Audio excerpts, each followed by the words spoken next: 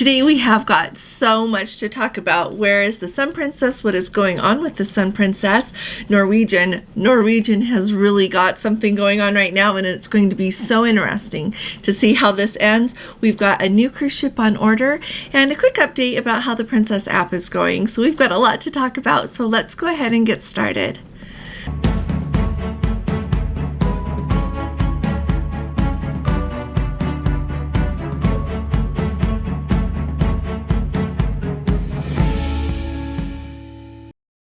Hi there, this is Allison with Let's Go Travel Tips. Today is Tuesday. It is February 13th of 2024, and let's start at the top with, I started saying, where in the world is the Sun Princess? So as of right now, we are about, let me tell you officially, it's about 3:30 in the afternoon Eastern Time here in the United States. I've been following along. I have a few people that send me emails now and again, and I also have been following along on some Facebook pages for people that either have the cruise booked or they have some people following or know of who are actually on the ground there. It seems like they're nobody, the people that are on the ground reporting what's going on, they're not high enough level for us to really know what's going on, but it's still really fun to follow. So first of all, she was apparently expected to set sail around 8 p.m. local time there in Italy, and she is still alongside right now. Along with that, I loved some people were guessing that perhaps Princess is waiting for her to sail away from the shipyard tomorrow, because tomorrow is Valentine's Day and Princess is known for their love boat theme. Also, we are hearing that the entertainers are boarding the ship, so I think that they will get working on their performances as quickly as they can, so it'll be fun to see what is ready by the time we've got passengers boarding on the 18th, which is this weekend, and also that's Sunday, by the way. And a quick note about this whole situation, and I would really like to hear what you all think in light of some other things we're going to talk about today. So my perspective is clearly things have not gone as scheduled with the Sun Princess. It seems like that is the way things have been, and as we were getting in closer and closer to the inaugural and she was still sitting there at the shipyard, I know that a lot of people were worried, but I thought surely they'll let us know by now if she's not going, and then I'm sure they dreaded having to make that announcement that they weren't going to be able to sail. So for all intents and purposes, everyone is planning to be on that ship and embarking on Sunday the 18th as they plan. So I am so excited for all of you who get to go on that sailing and any sailing after that. We haven't figured out yet when we are going to be able to get on board, but it'll be sooner than later. I'm confident of that. So tell me anything that you have heard maybe about the Sun Princess. There are so many different outlets out there that are talking about it, so I would love to hear what you think about it and what you have heard. As far as the app goes to do with the Sun Princess, I've received information for some people that some dining things will show up a little bit interesting on the app, some things listed as experiential that probably really aren't, but then it was taken down again, and so it sounds like they're still working on things for the app with the Sun Princess, so it'll be interesting to see what's actually available when everyone gets on board and how that goes. And a quick note to those of you who keep trying to look at other cruises when you are in your app, be aware that once you log out, so if you're in the app and you go to click on your little profile thing there in the bottom right hand corner, it'll bring up a drop down that you can click log out, and then log back in just using your booking number.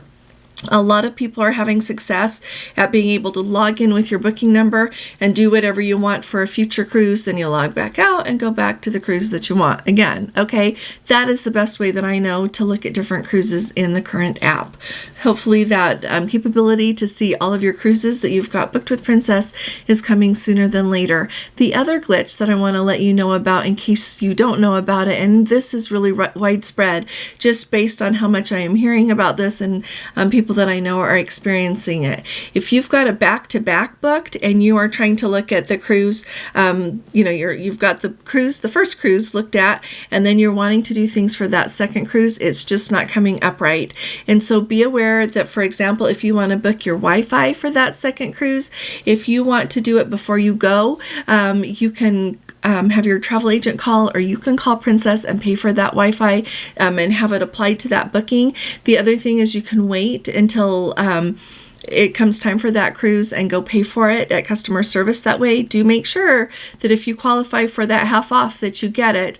But be aware that a lot of people are having trouble. I spoke the other evening with some people on the phone that had been on back-to-back cruises with Princess, and the second cruise, the whole week, it showed them on the ship that they had been on the week before, and nothing worked right. So just be aware that it's not you if any things are happening with your back-to-back situation, okay? And let me know if any of you are hearing anything else, all right? Or experiencing anything else, because it helps us all know if it's just us or if it's lots more people as well.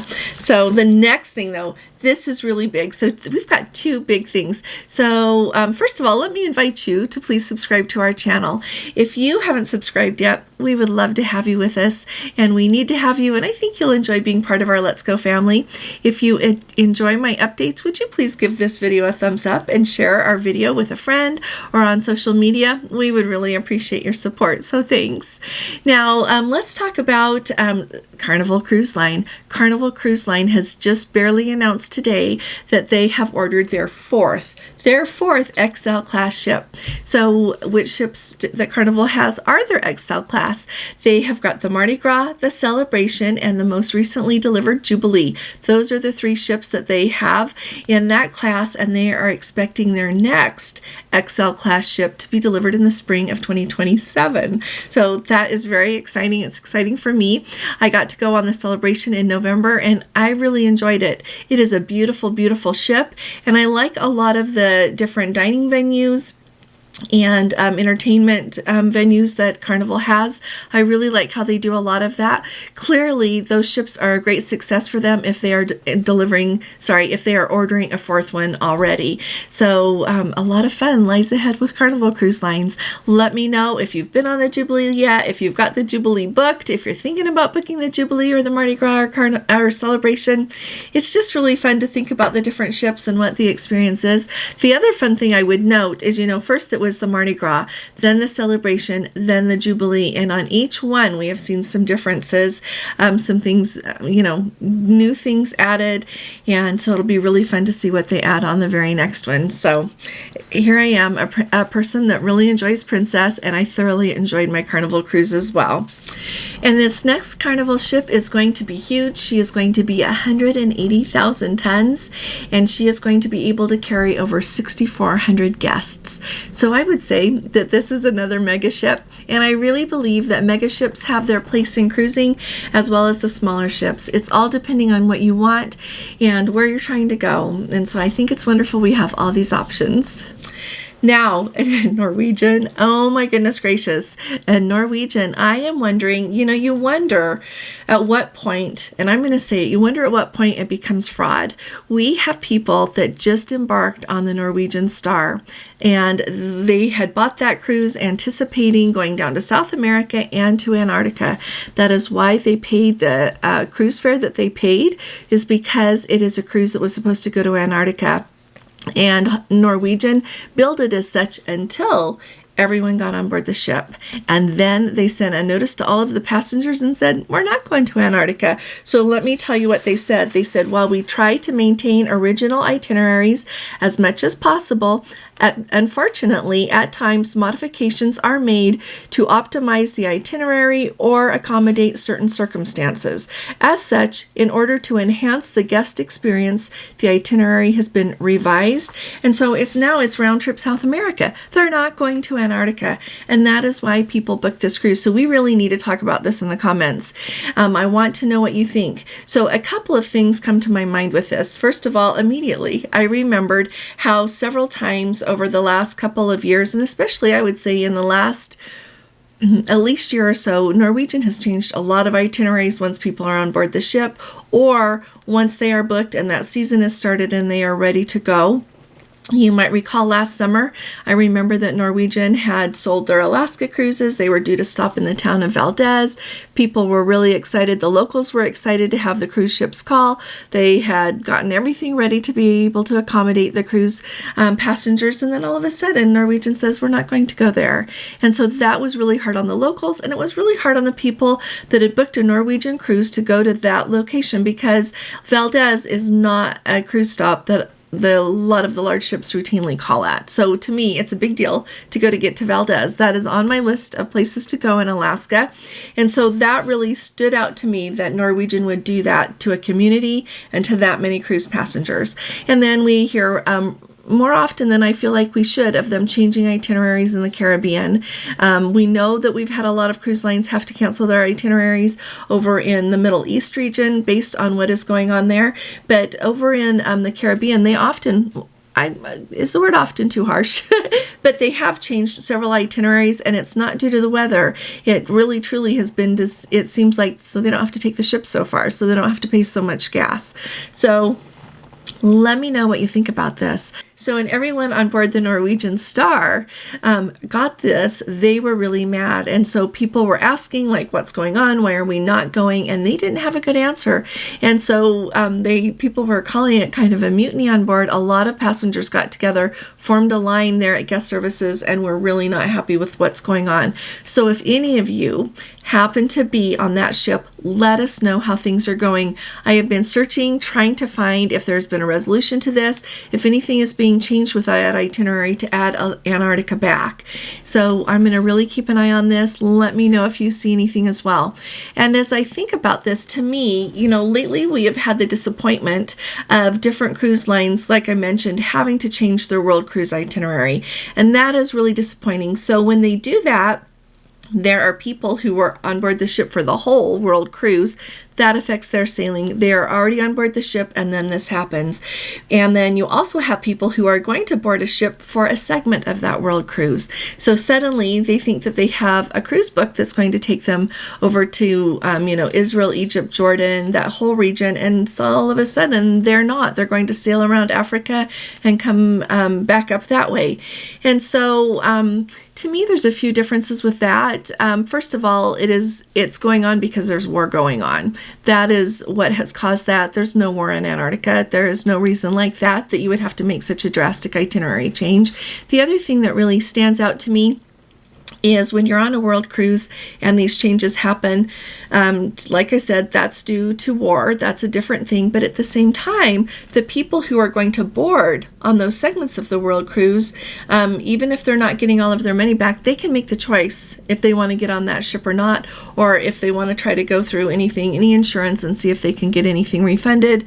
Whether you can or not, I'm not sure about. And so to me, it's a little bit different, but if you get on a ship and clear up until you are on and they send out an announcement, you think you're going to Antarctica and all of a sudden you're not, I do think that is really in very poor form. And as a result of that, I really think, I'm not throwing out the baby with the bathwater with Norwegian. I would take Norwegian on some cruises, but you know what? I would not book Norwegian to take me somewhere that I really wanted to go. Like now, I would never consider Norwegian to Antarctica.